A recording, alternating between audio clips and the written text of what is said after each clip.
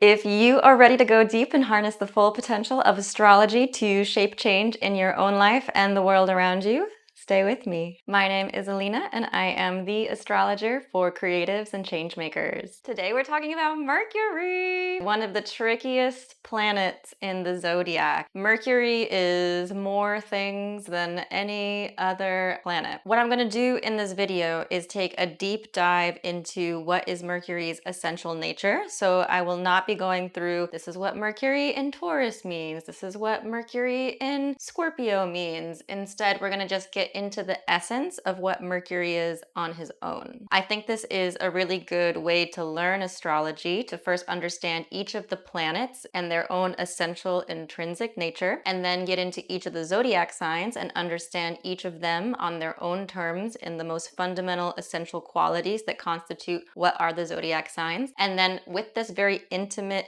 direct connection to the symbols, understanding to their core, then you'll be able to really apply their meanings and be fluent in the symbolism to start to really inoculate your consciousness and just go deeper and harness their full transformational power. So I would recommend for a program of learning that you start with each of the planets, which this series will go through. You can subscribe here if you're interested in following me through on this journey or just want to support my work. And then getting into each of the zodiac signs, then the houses, then the aspects. And these are the four pillars of astrology. And once you have a really deep understanding of each of these four core components of the language, the symbolism, the art, the science of astrology, then you'll be able to really fluidly converse with the cosmos in a way that will be even more transformative, powerful, and meaningful. You'll be able to apply the multivalent meanings of each of these core symbols to your life, because not every single meaning of every single planet and sign, etc., is going to apply to every situation in your life or resonate with you. So to be able to first understand the multivalent meanings and what everything really is on a deep level, then you'll be able to pick and choose and apply what is resonating for you and how it works in your life uniquely, because everything is extremely complex and nuanced. So today we're talking about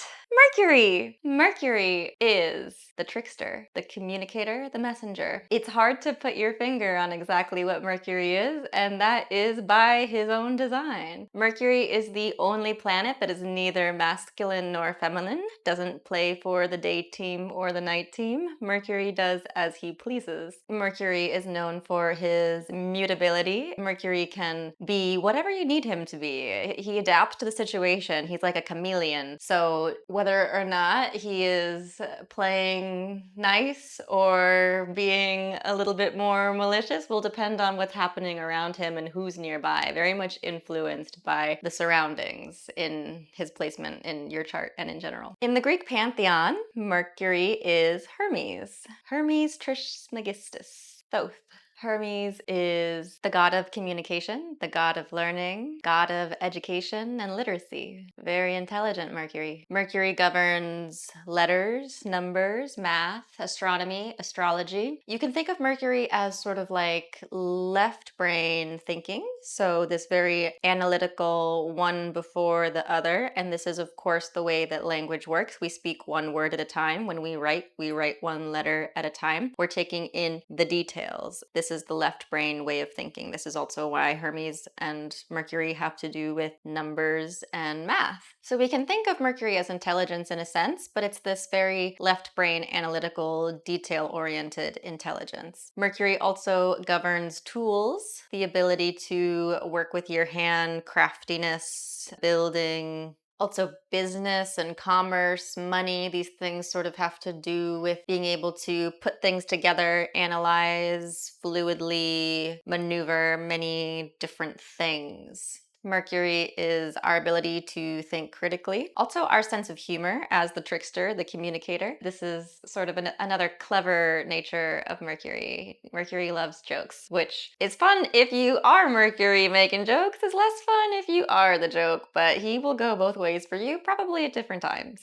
Interestingly, Mercury is associated with astrology and astrologers, also magic and dream interpretation. There's a way that all of these things are a language, a way of communicating, but into more of the depths. Symbolic thinking, I suppose, is at the root of all of these things. Letters, numbers, all of them are symbols, and symbols that are a tool to help us think clearly, analytically, in a very straightforward, detail-oriented type of way. Very powerful tools. Underneath all of this, you could also think of Mercury's primary function as to transmit and convey, the messenger, the go-between. Also to receive, Mercury has to do with hearing as well, our ability to articulate ourselves and also to understand language being spoken around us. Mercury is quite adaptable, very skilled, very talented. Mercury can do lots of things, anything you need him to be, anything you want him to do, Mercury has got it. This is a strong Mercury in a good position in his own essence, fundamentally, as the god Hermes. Whatever you need, catch-all, jack of all trades, Mercury has got you. You can also think of Mercury as being sort of neutral,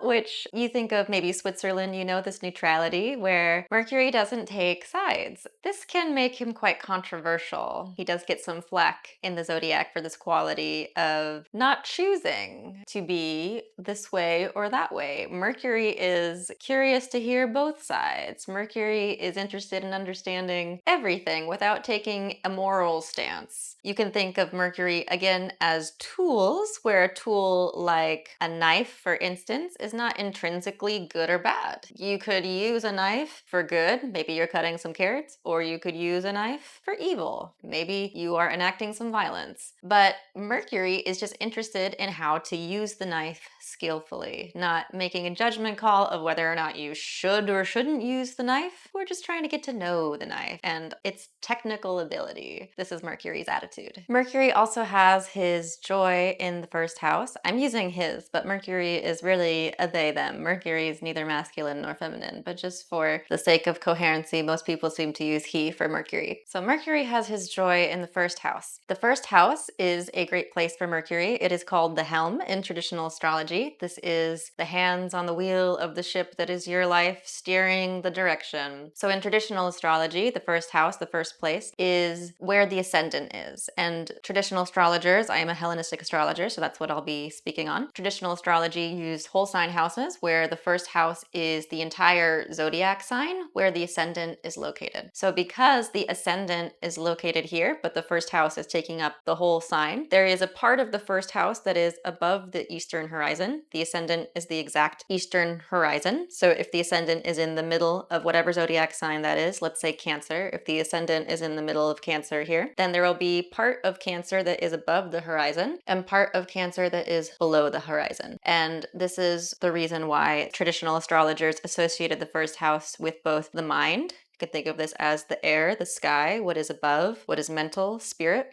and also the body, what is the earth, beneath the horizon, the foundation, the physicality. So the first house represents both the mind and the body. Mercury is essentially dual in this nature. You can think of Mercury as kind of like black and white thinking, but it's not necessarily black and white thinking per se, but just that it is useful to understand things in dualities. Like for instance, technology is very much a mercurial thing, and this is extremely technical, and the ultimate language of computers is binary, zeros and ones. But this very foundational black and white thinking is able to do incredibly complex things. And it's not that this is the ultimate nature of reality, but this is the way that Mercury is able to really break things down and understand them on a deep level and get super technical and create all these permutations and combinations. And his brilliance is his ability to break things down in this ultimate, very detailed, particular way. All of that to say, Mercury is very much associated with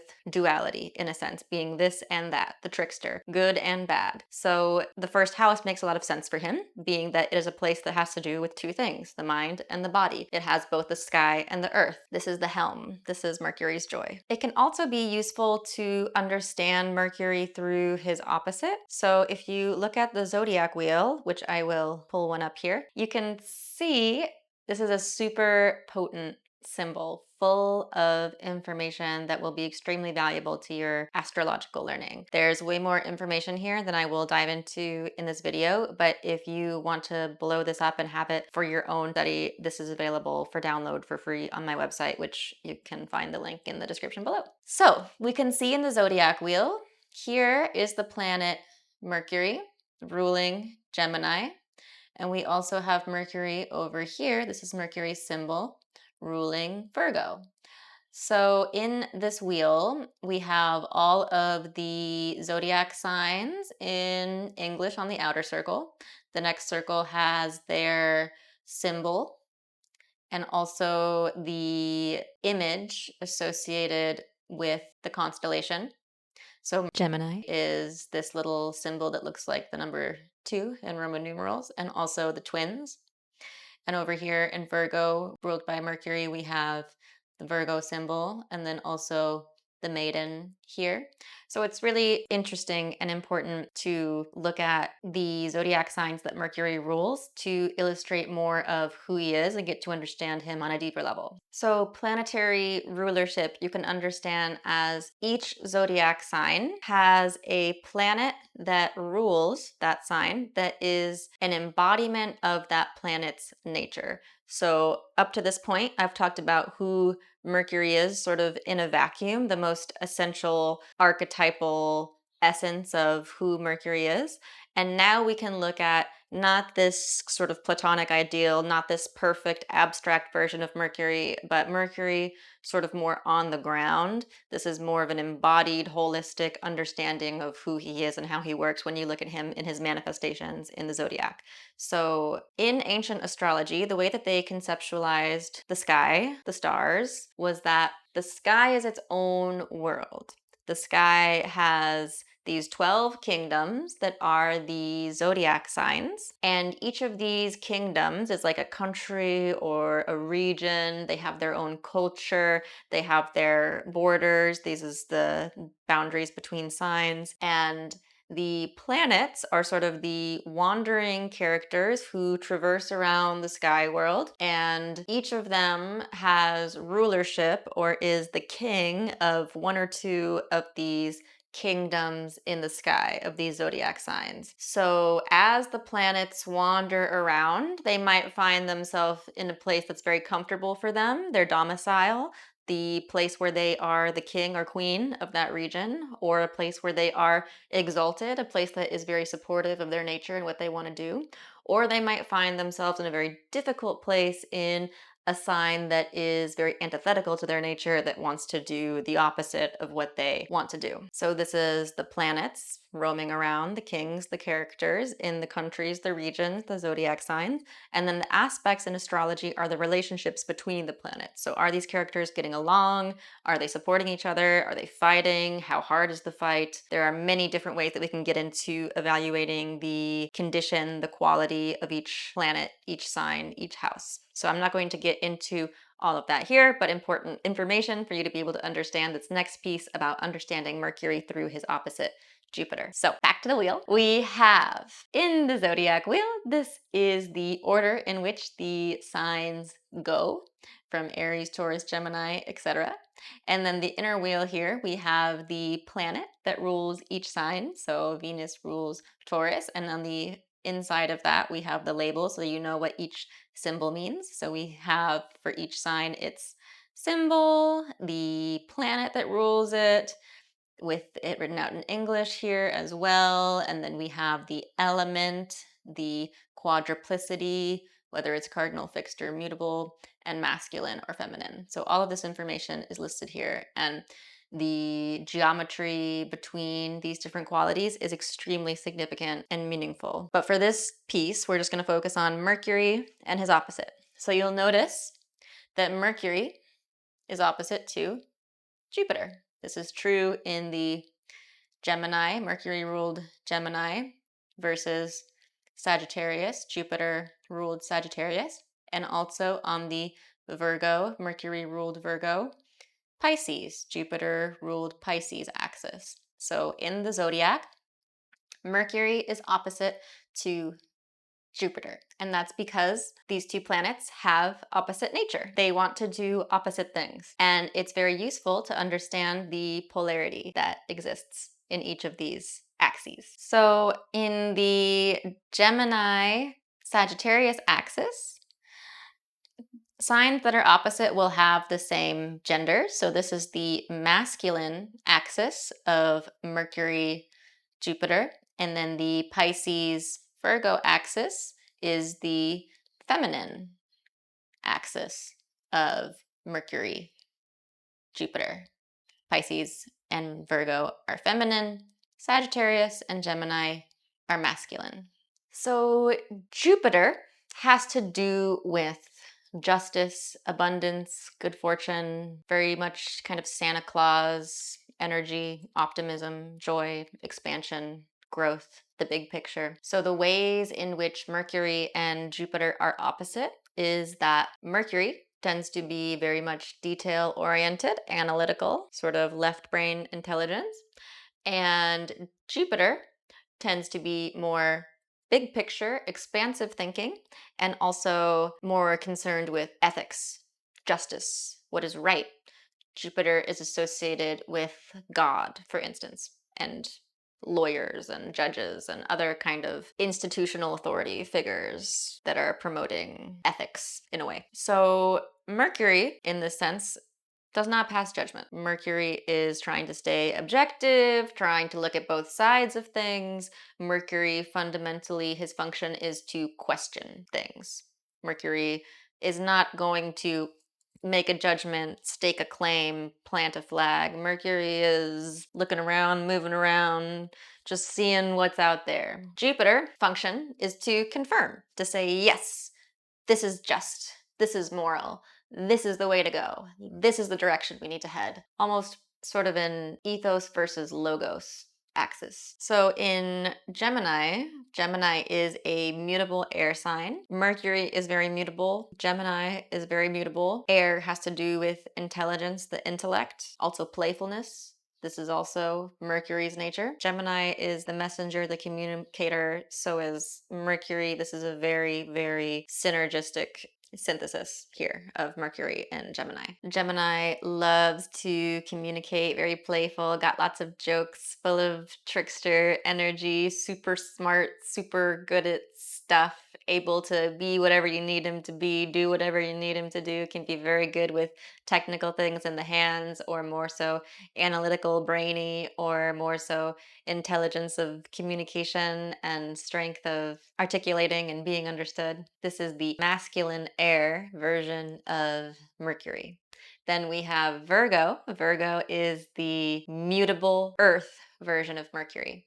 So this is the feminine version of Mercury. Earth is an interesting element for Mercury to take because he wants to be so changing. So of course it makes sense that it would be mutable Earth. Both of Mercury's signs are mutable, and that is really the only way that Mercury wants to be.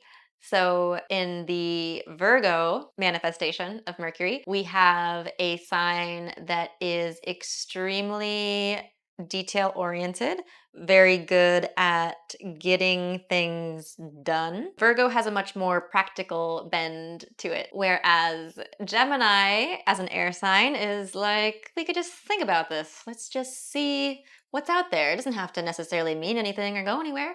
Virgo is like, okay, here's what we need to do, the to-do list. This is how we're getting this done, and who needs what from me. Okay, first we're gonna do this. Virgo is also very much the editor. Virgo is the maiden in the zodiac. So Virgo is also much more tending towards being helpful, what is practical, being in service. Virgo is also very much known for being an editor, very good at detail-oriented tasks, finding minute little flaws and correcting them.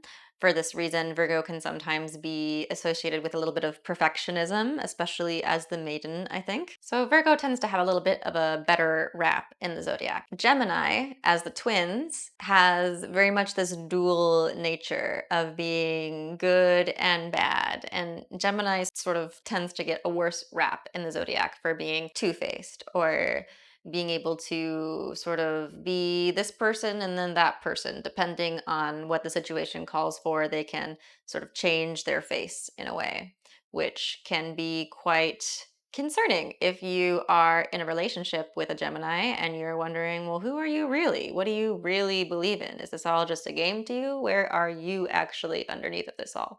This is sort of the shadow side of Mercury. On the Virgo end of things, and the shadow side of Mercury in a mutable Earth Virgo type of way, we can get into this very analytical, detail-oriented awareness of the flaws and everything, which is a superpower, but also can sometimes be a little bit self-destructive and even neurotic. Being able to zoom in so close and get everything perfect and looking at all of the details, and maybe potentially sometimes being overwhelmed by the expectations that they set for themselves and others. Because they can see all of the flaws, this can be sort of overwhelming sometimes, and even leading towards a little bit of neurosis, feeling like everything might need to be a particular way because they can just see what is best, what is the perfect version of anything. And that can sort of be a hard thing if you don't have that balanced out. So to look at the axis now, the opposites,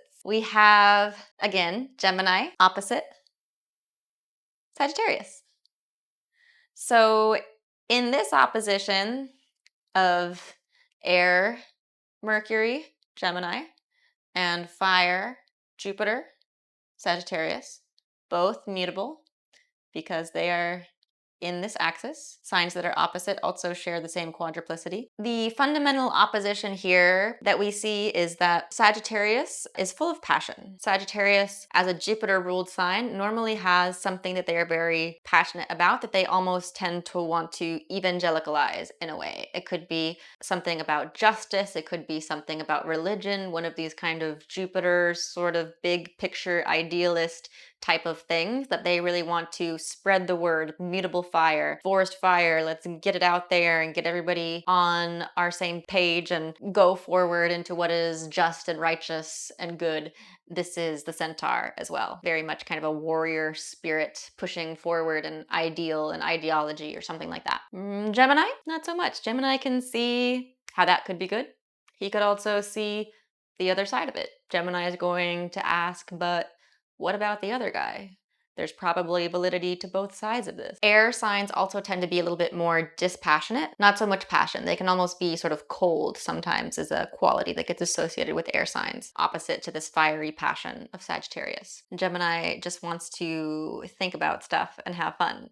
And Sagittarius knows what is good and just and wants to spread the word about that. This is the Jupiter, Mercury duality. On the other axis, in the Pisces-Virgo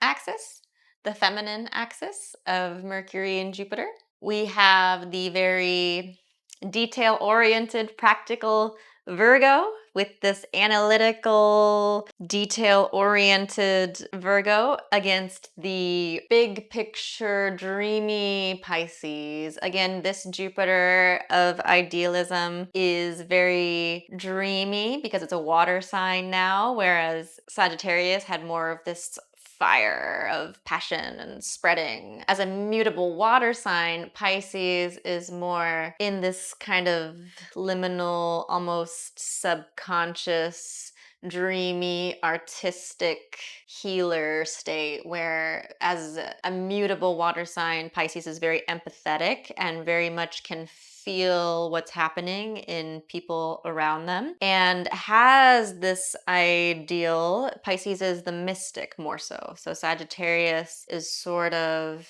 the gypsy and the evangelicalist in a way. And Pisces is the mystic. Pisces is having these Jupiter ideals, but it's a much more kind of like numinous experience where they have more of a felt emotional sense of what is right and just, and a feeling to want to bring that into the world around them because they can feel the suffering of others and really want to bring forward this justice and peace and whatever the ideal is. And it can be very painful for them to not see that happening around them, which is partially why sometimes Pisces can tend toward a little bit depression sometimes. So Pisces is swimming in this kind of artistic, emotional, ideal dream world, which is extremely important in society. We need that, and we need people connected to that. But that is sort of opposing the Mercury aspect of Virgo that is more concerned about the real world.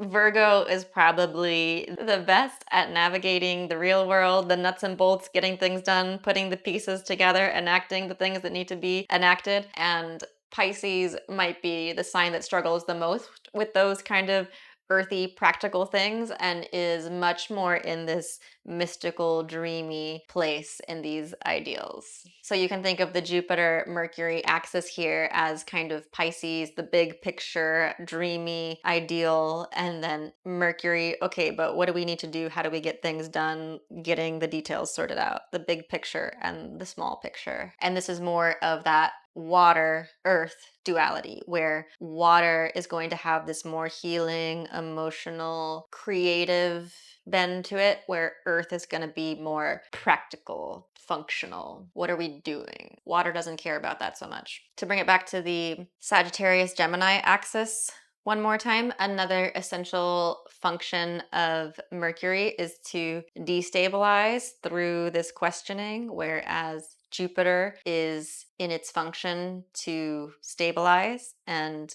confirm. So Gemini, as the trickster, is fine playing his little jokes and poking fun and poking holes in things. It's not just that he's neutral, but he also wants to have some fun with it, you know? Oh, you think you're so sure about that? Let me just boop. That's some Mercury energy. Like, well, what about that? Having fun destabilizing what you were so sure about. Whereas Sagittarius and Jupiter is very much wanting to confirm. Again, this is what is just, and it's very stabilizing. Jupiter is the largest planet, very expansive, solid, ready to just be kind of sure and certain and support stability in whatever it is that he is interacting with. So I have gone into some light and shadow qualities of Mercury already to some degree. Of course, Mercury's strengths will be in critical thinking, being analytical, detail-oriented, communicating, understanding in this very left brain type of way. And in the shadow side of Mercury, Mercury struggles a little bit more with big picture thinking and also this kind of ethos, this ethical nature. Mercury's not really in the business of thinking about what is morally correct. So that would be potentially a struggle for him. So to get into how you interpret Mercury in your chart, people most often will associate your Mercury sign with your style of communication. So for instance, if you had a fire sign as the zodiac sign that Mercury was located in your chart, like maybe an Aries Mercury, you would have more of this kind of aggressive, potentially, style of communication where you might feel more comfortable speaking your mind, being blunt, saying the hard thing. This is kind of that warrior energy of Aries into your style of communication. Whereas if you had a more watery communication style, like maybe a Cancer Mercury or something like that, you might have more strengths communicating with feeling. Maybe there's a lot of feeling that comes through in the way that you communicate, or maybe your style of communication is quite nurturing and supportive in this kind of motherly Cancer energy. So that's sort of the way that you get into interpreting Mercury in your chart as a style of communication. But also, this will become very clear and be emphasized through the aspects that Mercury is experiencing in your chart. So we would look at potentially, do you have a conjunction? Is Mercury very nearby another planet? For instance, to keep up with this warrior analogy, if Mercury and Mars are very close to each other, conjunct in your chart, near to the same place, then that would give you that Mars energy, that warrior, aggressive, violence, moving forward, bravery type of energy into your style of communication. Because Mercury is so adaptable, whatever the aspects are, squares, trines as well, will have a really big impact on his style and your style of communication and thinking. We also, of course, have to talk about Mercury retrograde. Even if you're not into astrology, this is something you've probably heard about. Very popular. Everybody loves to talk about Mercury retrograde. Mercury is retrograde right now at the time of me filming this video. So we'll see what he says about this in the end. But Mercury retrogrades happen about 3 times a year. This is because Mercury's orbit is only about 88 Earth days to complete its full orbit around the sun. So it's the closest planet to the sun. That's why the orbit is so fast. The first planet in our solar system. This is the reason that we see him from our perspective looking like he's moving backwards in the sky. That's what a retrograde is. Retrograde is when, from our earthly perspective, the planets are generally moving forward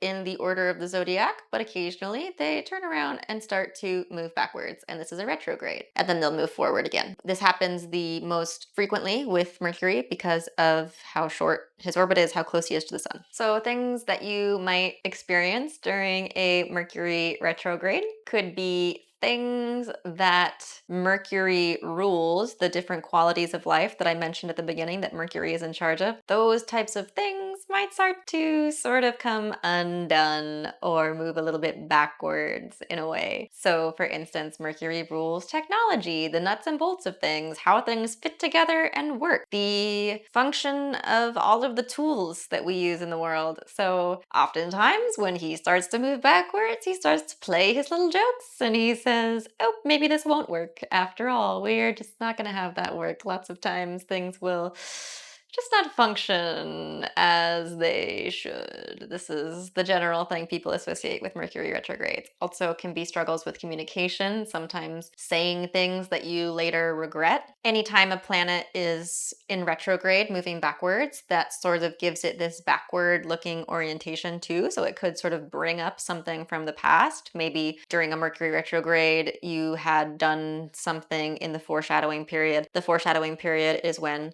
Mercury is moving forward, but going through the same degrees in the zodiac that he will later traverse backwards through. That's the foreshadowing period. And then the post-shadow period is when he's moving forward again, but through those same degrees. So there's sort of 3 takes over this little section of the sky that Mercury will go through during retrograde. So oftentimes there could be something in the pre-shadow phase that you were like, oh, great, I did that thing. And then Mercury goes retrograde and you're like, oh, that thing didn't really work, did it? Now I have to go through and fix whatever's going wrong with that.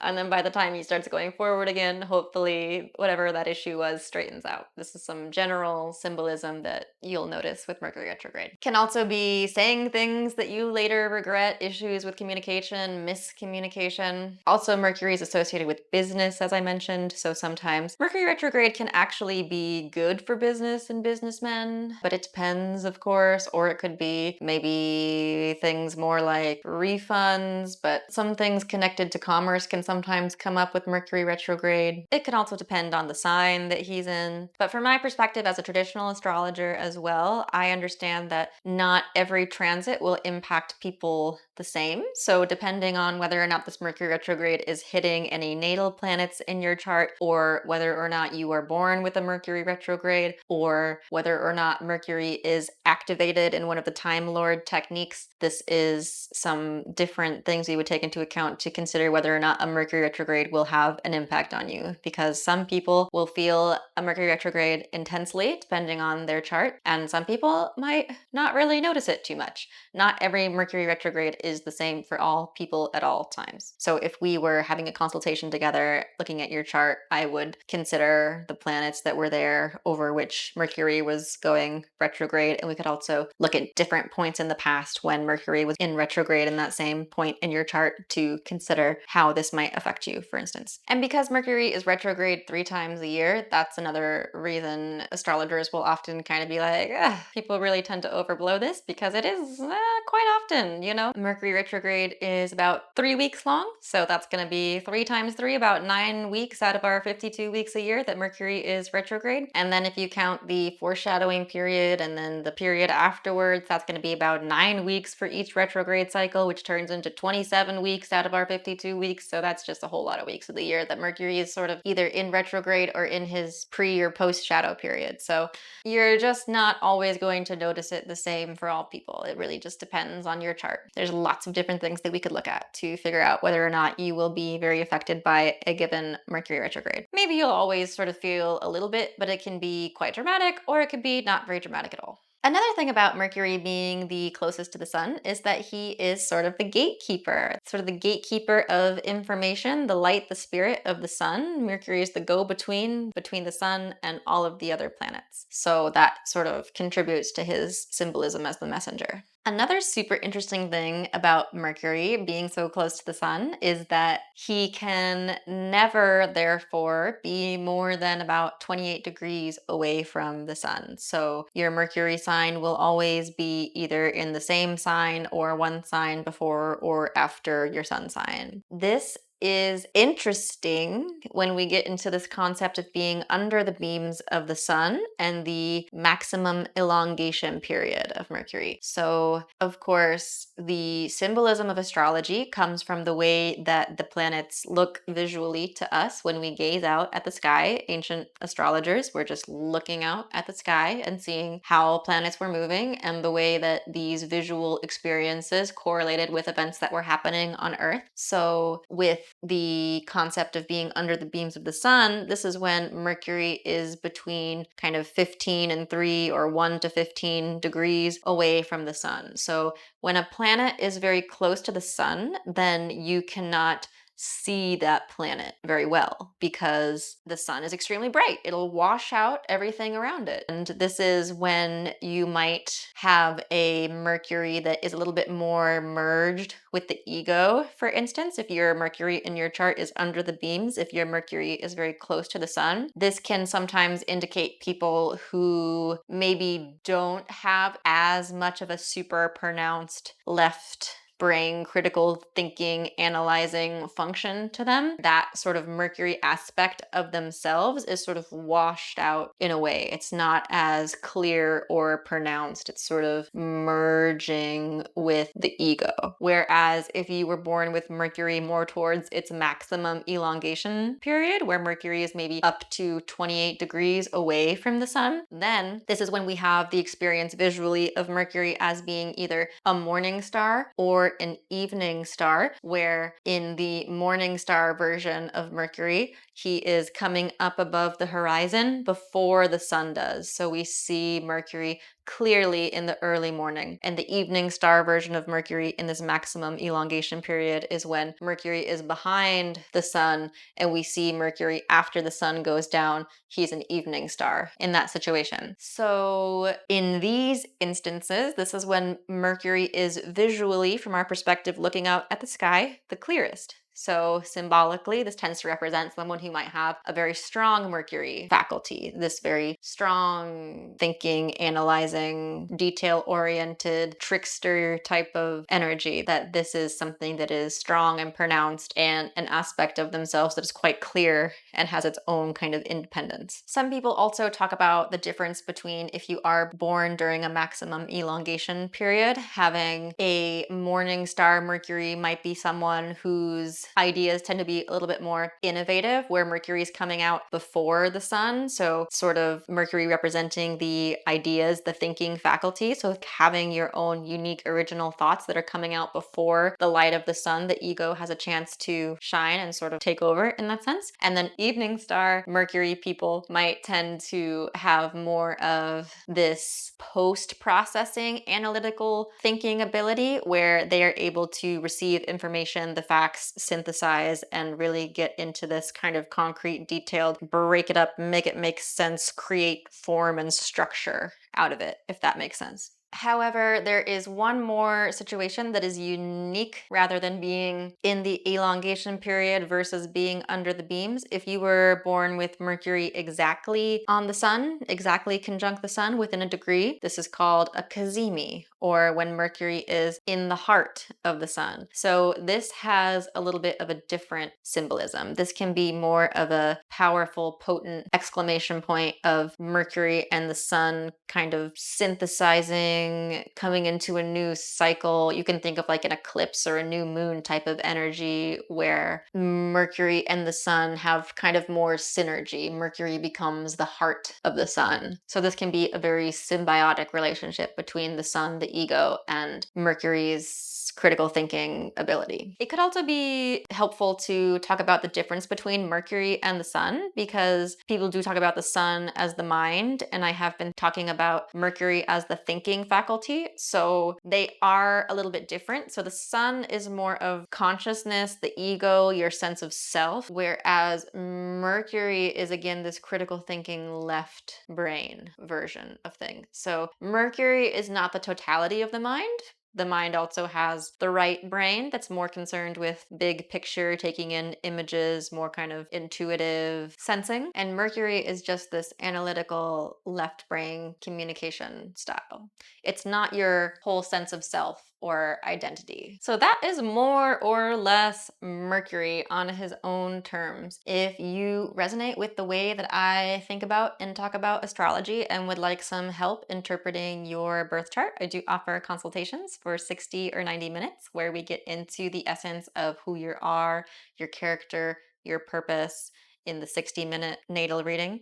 If you go for a 90-minute reading with me, then we'll get into more timing stuff, talking about your past and your future, the cycles that you're in. We can look at career peaks, when you might encounter what becomes the focus of your life's work, and what you might expect coming up in the year ahead, which transits will probably be the most impactful or significant for you, different timing, things like that. So if that sounds interesting, there's a link below to book a reading with me. And of course, if you would like to download my Zodiac graphic, there's a link for that as well below, free download. And this is going to be a series. So I have the moon video I'll put over here, and I'm on my way towards working through all of the planets. So I'll make sure I leave the planetary playlist here. If you'd like to go through each of the planets with me, you can also subscribe again to make sure that you are notified about when that comes out. And, or if you would like to just support me, you could also give the video a like. And if you have any questions, please don't hesitate to drop a comment. I will answer your questions. Thank you so much for being here. Be well.